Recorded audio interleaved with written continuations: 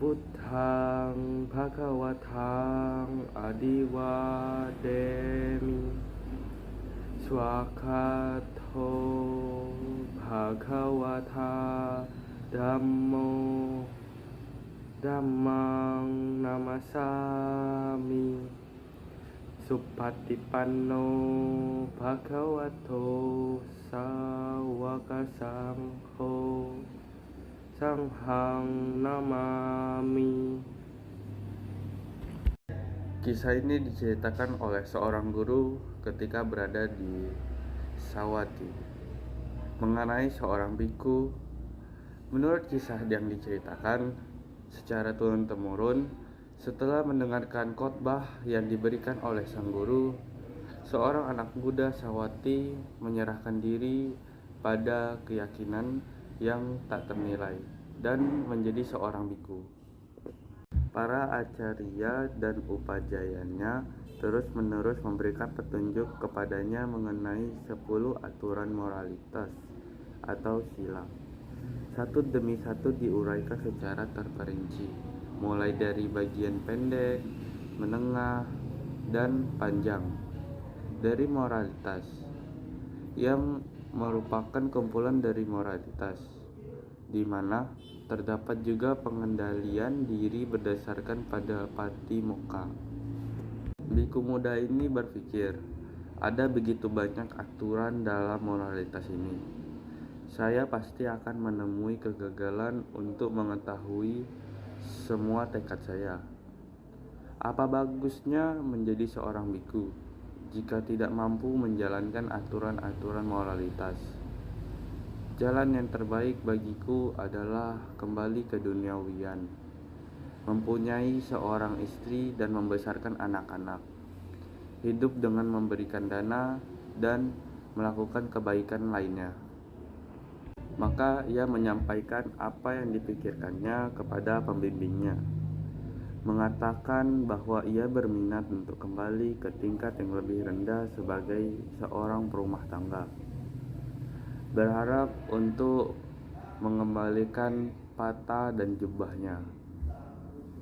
Baiklah, jika itu yang engkau inginkan, kata mereka.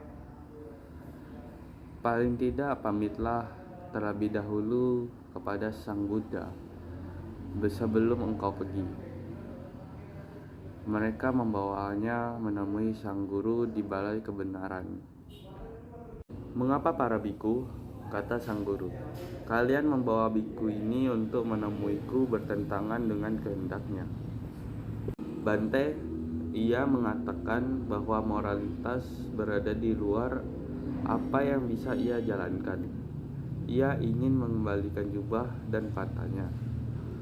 Maka kami membawanya untuk menemuimu. Mengapa para biku? Tanya sang guru. Kalian memberikan beban yang begitu berat. Ia dapat melakukan apa yang ia mampu, tidak lebih dari itu. Jangan melakukan kesalahan seperti ini lagi. Tinggalkan saya sementara saya memutuskan apa yang harus dilakukan dengan kasus ini. Lalu sang guru pun kembali pada biku muda ini. Sang guru berkata, "Mari biku, apa kekhawatiran terbesarmu tentang moralitas? Menurutmu, bisakah engkau mematuhi hanya ketiga peraturan dari moralitas ini?" "Bisa, Bante," kata biku muda ini. "Sekarang perhatikan dan jagalah 3 akses dari ucapan, pikiran, dan perbuatan atau badan jasmani. Jangan melakukan kejahatan baik melalui ucapan, pikiran, maupun perbuatan. Jangan berhenti menjadi seorang biku, namun pergi dan patuhilah 3 peraturan ini." "Baik, Bante, saya pasti akan menjalankannya," seru anak muda itu dengan gembira, dan ia kembali bersama gurunya lagi. Masuk ke dalam balai kebenaran pada saat itu dan menanyakan topik pembicaraan mereka.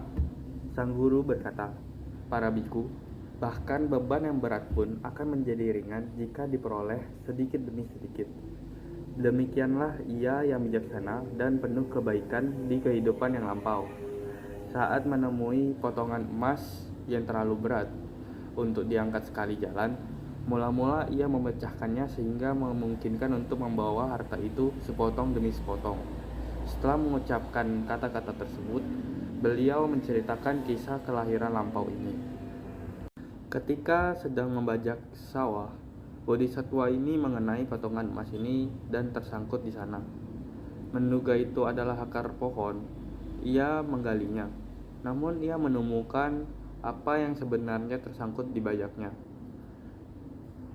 Suatu waktu, bodhisatwa sedang membajak sawah tanpa disengaja mengenai potongan emas dan tersangkut di sana. Menduga itu adalah akar pohon yang menyebar. Ia menggalinya, namun ia menemukan apa yang sebenarnya tersangkut di bajaknya. Mulailah ia membersihkan kotoran dari emas tersebut. Saat waktu kerja telah berakhir dan matahari telah terbenam, ia meninggalkan bajak dan perlengkapannya di pinggir, mencoba menempatkan harta terpendam itu di bahunya, dan membawa pergi harta tersebut. Namun ia tidak mampu mengangkatnya. Ia duduk di depan harta itu dan berpikir secara mendalam, apa yang akan ia lakukan dengannya.